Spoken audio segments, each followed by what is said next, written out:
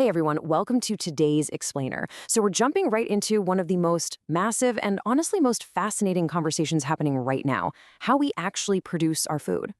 We're talking about this incredibly intricate balancing act between feeding a rapidly growing world and protecting the exact same planet that keeps us alive. Today we're doing a deep dive into agricultural sustainability, specifically putting organic and conventional farming head to head. It's literally the exact question you've probably asked yourself while standing right there in the grocery store aisle. You're holding two apples or maybe two cartons of milk, staring at the labels and wondering, which of these farming systems is actually more sustainable? Which one should I be putting my money behind? Well, it's a wonderfully complex debate, and today we're going to strip away the noise, look straight at the facts, and break down exactly what each system brings to the table. Okay, let's dive right into this. Our roadmap for today is pretty straightforward. First, what exactly is sustainable agriculture? Then we'll look at the conventional approach, the organic approach, compare their actual impacts, and finally, look at the future of farming. Starting off with Section 1. What is sustainable agriculture? Let's define our baseline. Before we pit these two systems against each other, we have to agree on our baseline metric, the core definition of sustainability in agriculture. It's meeting today's needs without compromising the ability of future generations to meet theirs. Simple to say, incredibly hard to do. It is a massive balancing act. Our global population is growing at this staggering rate, and at the exact same time, we're facing serious climate challenges and resource limitations.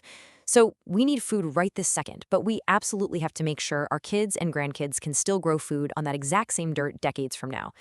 This whole concept basically rests on a practical framework of three key pillars: environmental protection, economic viability, and social responsibility.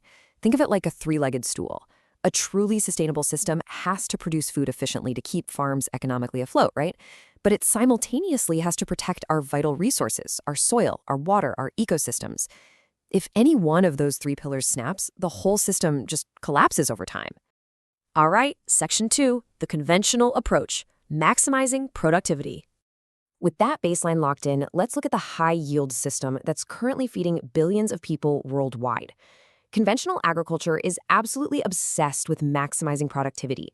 It operates by utilizing incredibly modern tech. We're talking GPS-guided tractors that can plant seeds with millimeter precision, alongside synthetic fertilizers, pesticides, and highly advanced crop varieties. The primary goal here is raw efficiency.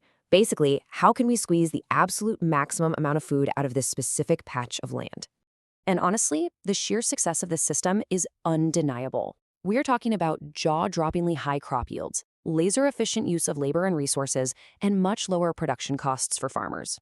And you know what that means? Lower food costs for consumers in many markets. This system has proven time and time again its incredible ability to meet massive, large-scale global demand. Historically, it has successfully fed giant populations that, frankly, otherwise might have gone hungry. But, of course, there's a flip side. There are some very well-documented sustainability challenges here.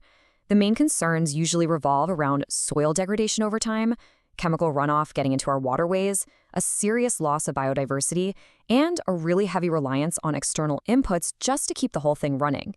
Now, it is super important to point out that the industry isn't just sitting on its hands.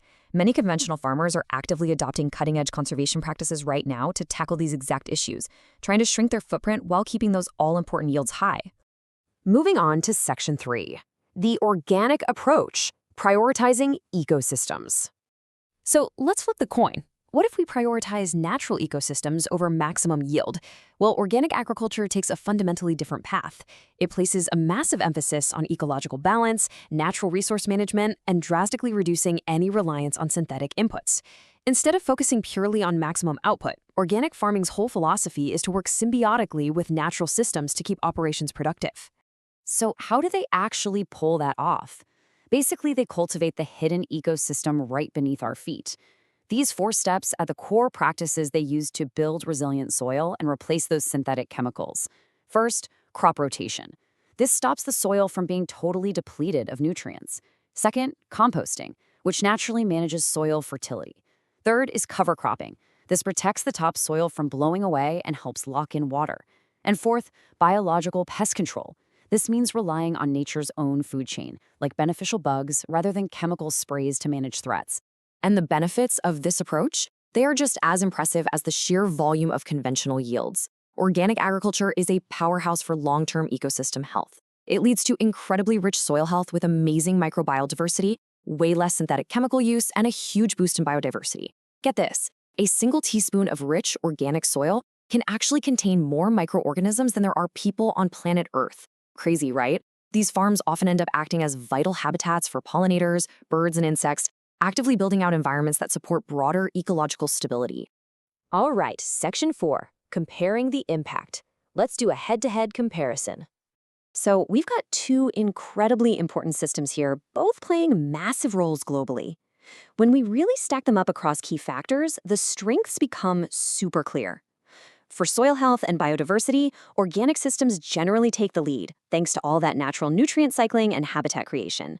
But for productivity, conventional agriculture undeniably wins out, pumping out way higher yields per acre to meet surging global demand.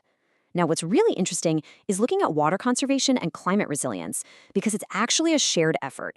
Organic systems naturally improve soil structure for better water retention, while conventional agriculture is rapidly advancing high-tech precision irrigation. Both sides are hustling to build resilience against droughts and extreme weather. Which brings us to the ultimate grand trade-off: higher yields per acre with conventional farming versus long-term ecosystem health with organic farming. And listen, this isn't some black and white story of one being completely right and the other being totally wrong. It is a wildly complex balance. Organic farming might require way more land to produce the exact same amount of food, but it gives us amazing environmental perks. Conventional farming needs less land and feeds more people hyper-efficiently, but it has to carefully manage its environmental footprint. Finally, Section 5, the future of farming, integrating the best of both worlds. So how do we take the best lessons from both of these systems to build a better way forward? Well, the general consensus among experts is that the future of agriculture has to rely on integrating the best practices from multiple systems. We are looking directly at a future where we blend high-tech innovations with environmentally responsible practices. We're talking about adopting precision agriculture to use inputs only exactly where they're needed.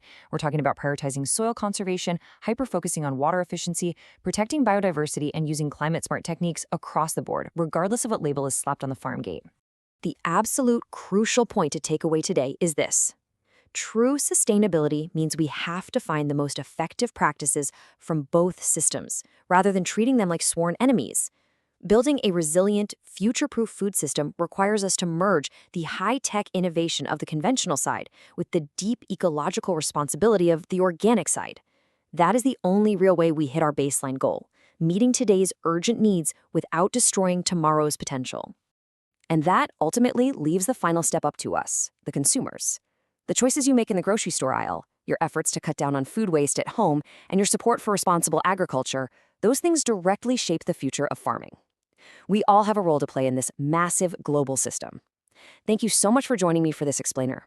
As you sit down and look at the food on your plate tonight, I want to leave you with one final thought. How will your next meal shape the future of the planet?